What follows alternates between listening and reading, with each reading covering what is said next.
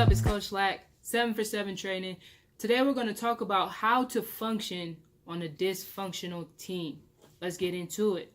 So the first thing, when we automatically think of a dysfunctional team, we think about coaching, right? It's one thing to have a bad coach that doesn't really know what they're talking about. It happens, right? But that shouldn't affect how you play. The second thing is having teammates that either don't really know what they're doing, they're not, they might not be as skilled or they might not be as smart, they don't have the IQ, the basketball IQ, or, they are skilled and they've been playing for a long time, but at the same time, they're used to the dysfunction. They're used to playing in dysfunction. That's what they're used to, right? And the only way that you can bring a dysfunctional team together is through leadership. That's it. I mean, there might be another way, but to my knowledge, the number one thing to bring a team together is through the leadership. And the first leader on your team is your coach. The first leader on your team is your coach. But at the same time, if your coach doesn't know what they're doing, it's very hard for them to be a leader, right? But just for me, speaking from experience, as a coach, I can only put the system into place, right? I'm not out on the floor with you guys. I'm not passing the ball to you. I'm not rebounding for you. I'm not playing defense with you. I'm not in the battlefield with you. So you need a leader on the floor. You need somebody out there who can rally the troops. That's what I call it. That you need to be able to rally the troops. And that's a player. And one of my biggest pet peeves is when coaches pick captains. Like, what? Unless you have a team full of newbies, like, who haven't been playing that long, then there's no way coaches should be picking captains, in my opinion. Players know who they want to lead them, right? And your captain isn't always going to be the best player on your team. Just because they're the leading scorer doesn't make them a leader, right? So let's talk about leadership right now. Leadership, as far as setting the example, is one of the most important things that you can do. Even though your team is dysfunctional, you do not add to the dysfunction.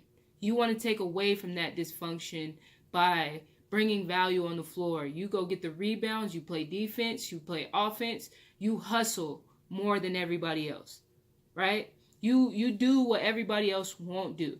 That's setting an example, right? That makes me look at you like, oh, I like how they play. I like what they're doing. You know what I'm saying? At the same time, leadership is how you speak to your team. Nobody likes a leader with a bad attitude. Fix your attitude. Because I know a lot of you guys think you're leaders and your attitude is piss poor. Right? You got to think how you would want somebody to talk to you. Right? Just because they mess up. Oh, man, what are you doing? Oh, my God. Give me the ball. Complaining and stuff like that. That's the most annoying crap that I've ever heard. And I wanted to say something else, but I'm not going to. Right? Being a leader, you need to be able to not necessarily motivate, but you have to make your teammates want to play better. I don't want to play better if you're sitting there like, oh my gosh, and sitting there complaining. That's the worst thing ever. Like, you want to hear uplifting stuff. Like, let's go. Come on, we can do this. Let's go. Or, hey, make a better pass. Let's go. Stuff like that that's going to lift the team up. Right? And you don't only get on them when they do bad stuff, but when they do something good, you're in their ear like, yes, let's go. That's how you play. That's how you pass. Good shot. Stuff like that. That now you're bringing a trust and a like to yourself. As a teammate, I now trust you more. I now like you more. You're building a rapport. This is Rudy, by the way. Get down, Rudy.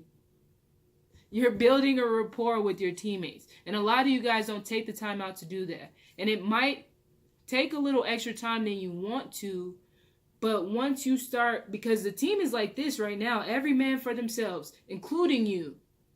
But once you rally the troops, you guys start slowly coming together. And it might take until the end of the season for it to happen.